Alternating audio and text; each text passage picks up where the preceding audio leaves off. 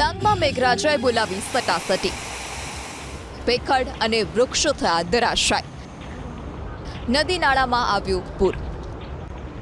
ડાંગ જિલ્લો થયો પાણી. ડાંગમાં 24 કલાકમાં નોંધાયો 4.5 ઇંચથી વધુ વરસાદ.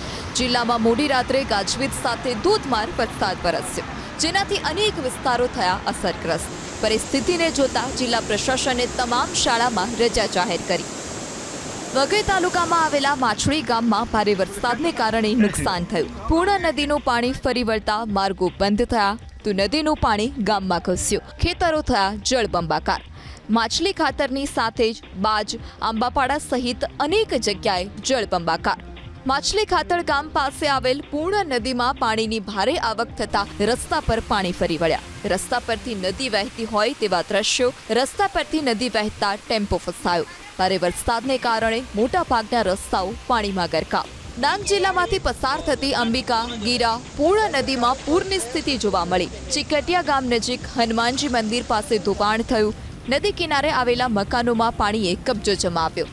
લોકોની ઘરવખરી પલળી ગઈ. જોકે અનેક જગ્યાએ કોઝવે પરથી પાણી વહેતા થતા માર્ગ બંધ. પ્રશાસને લોકોને નદી નાળા અને કોઝવે પરથી પસાર ન થવા અપીલ કરી. ભારે વરસાદથી વઘઈ તાલુકો સૌથી વધુ અસરગ્રસ્ત થયો. આહવાના ઘાટમાર્ગ નજીક મુલચોડ ગામ પાસે ભૂસ્ખલન થતા રસ્તો બંધ થયો, જેને લઈ વાહનોની કતાર લાગી. રસ્તાને ફરી શરૂ કરવા માટે જિલ્લા પ્રશાસને જેસીબીની મદદથી રસ્તો ખુલ્લો કરવાની કામગીરી કરી. સાથે જ લોકોને સાવચેતીના ભાગરૂપે આ માર્ગનો ઉપયોગ ન કરવા અને વૈકલ્પિક માર્ગનો ઉપયોગ કરવા અપીલ કરી. આ સાથે જ હજુ ભારે વરસાદની આગાહીને કારણે કલેક્ટર શાલિની દુહાન પરિસ્થિતિ પર નજર રાખી રહ્યા છે. અધિકારી કર્મચારીઓને સંભવિત પરિસ્થિતિને ધ્યાને લેતા તેમનું કાર્યમથક નહીં છોડવાની પણ સૂચના આપવામાં આવી. વઘઈ સાપુતારામાં ભારે વરસાદ વરસ્યો તો અહીંથી પસાર થતી અંબિકા નદીમાં પૂર આવ્યું, જેને કારણે બાજ ગામ પાસે રસ્તો એક બાજુથી તૂટતા વાહન વ્યવહાર અટવાયો. નદીના ધસમસતા પાણીથી અનેક માર્ગો ધોવાયા, જેને પૂર્વવત કરવાના પ્રયાસો કરાયા. આ સાથે જ બાજ ગામમાં શાળામાં પાણી ભરાયા.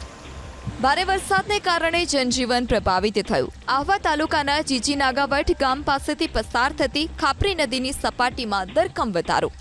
નદીના પાણી મુખ્ય માર્ગ પર આવી જતા માર્ગ બંધ થયો. રસ્તા પર વૃક્ષો ધરાશાય થતા રસ્તો બંધ થયો તો લોકોના ઘરમાં પાણી ભરાયા, જેને કારણે લોકોને મુશ્કેલીનો સામનો કરવો પડ્યો. ડાંગ જિલ્લામાંથી પસાર થતી અંબિકા નદીમાં પૂરની સ્થિતિ. અંબિકા નદીના પાણી બારખાંધિયા ગામમાં ઘૂસ્યા. મકાનો સુધી નદીનું પાણી પહોંચ્યું.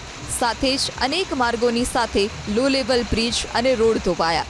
લો લેવલ બ્રિજ પરથી પાણીનો જાણે કે ધોધ વહેતો હોય તેવા દ્રશ્યો જોવા મળ્યા. જિલ્લાના ગોદડિયાથી કાલીબેલ જતા પુલ પરથી પાણી ફરી વળ્યા, જેને કારણે પાંડરમાળનો પુલ પાણીમાં ગરકાવ થયો.